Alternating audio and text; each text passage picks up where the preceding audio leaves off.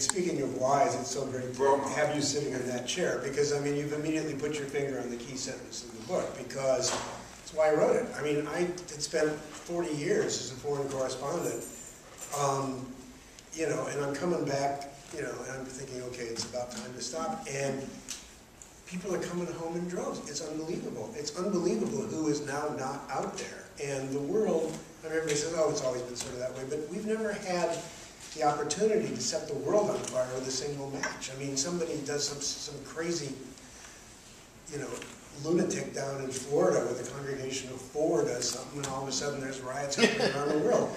So, and what's happened in America is that we've forgotten, I mean, journalists, if somebody keeps a journal, and somebody goes out to the story, goes up the road, and is there before the story starts because he or she is based there,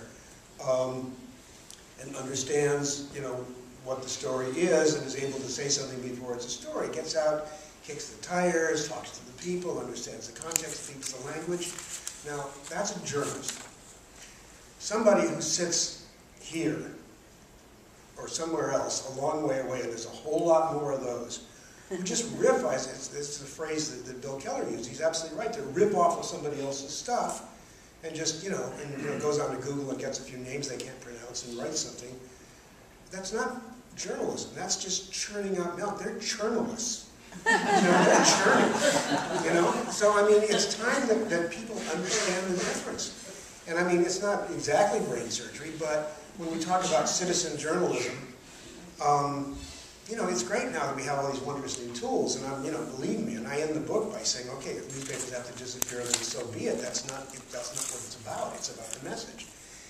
The message and the idea of getting the message and telling the story. And I was a really wonderful conversation with Alison Smale in there, now the editor of the Herald Tribune, and was the deputy foreign editor of the New York Times, and I worked with her a lot, I mean, from the very beginning at the AP, about there's a way to tell the story, and if we can't tell the story in that way, you know, with the details and with the culture and the understanding, we're no better than animals, you know. And I mean, she said, her quote is, we're on the road to hell. And so the reason I wrote this book, I don't go on this long, but the reason I wrote this book, I mean, I teach international reporting at Arizona, which is a very good hands-on school, University of Tucson, the poor school that's the good one. Because it teaches journalism.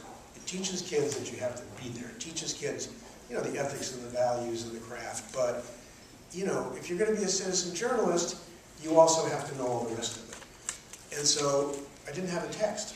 So I started writing, you know, I found to write my own text. It'll take 6 weeks. So then I started writing it, and I started thinking, wait a minute.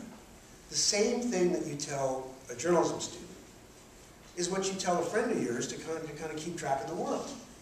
And then, you know, you just goes on and on and on, and suddenly there wasn't anybody I knew in any field, any way that I thought couldn't use a book like this, and I kind of wrote it in that way. And then, you know, and then I decided, okay, what am I going to do with it? I've written 12 books with real publishers, and some have done pretty well, and some, but I've always had a publisher, and that's in advance, and that's security, and there's also somebody telling you what to do, and it's also somebody else handling the marketing, and somebody who sends 18 copies to the PC. And so I went to this crazy friend, you know, Georgia, who did dispatches, and essentially it's, dare I say the word, self-published. But the purpose is, if it earns out, you know, what we put into it, it's going to be nonprofit. Anything it makes is going to go into journalism education, development curricular workshops, and, you know, we priced it at $12, which is cheaper than an empty multiple notebook. The idea was accessibility. Well, you've just given another lesson. The book is full of lessons, which is that when the interviewer asks you something, don't answer the question. Talk about what you want to talk about. We all know that. That's right. Yeah, no, that's right. That's very good. I'm all for that. I didn't see the word journalist in the book. I would put it in next to it. Yeah, I just thought about great. it. I'm going to do it right. I have this website called Bunch of Madmen, to which anybody is welcome to. It's called Bunch of Madmen. And if you forget to do a little Bunch of Madmen, you'll end up there.